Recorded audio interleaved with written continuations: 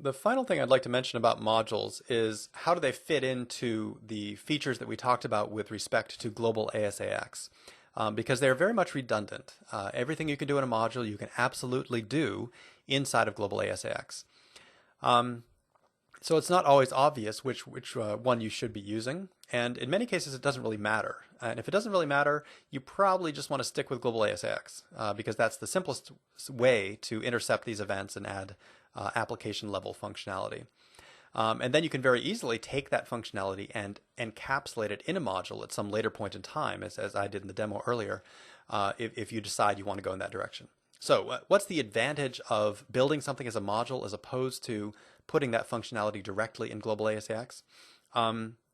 The primary one is you can build a module as a separate class library, which means you can deploy it independently of the rest of the application. So imagine you built a security module that you want to apply to several different web applications on your machine.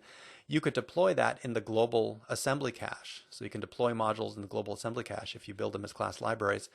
And then you could install that on the machine as well. You can actually go to the root machine web.config file and go in and add the module to the configuration file, reference the deployed module in the GAC, and suddenly it is deployed, or it is in effect across every single ASP.NET application on that machine.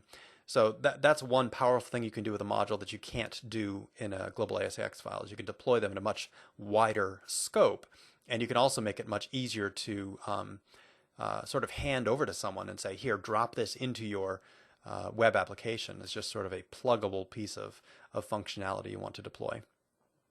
Now, there are a couple things you can do in global ASAX that you can't do in modules as well. For example, those 4 events that I talked about briefly, the session start end and application start end events, those are only accessible via global ASAX. You can't tap into those in a module.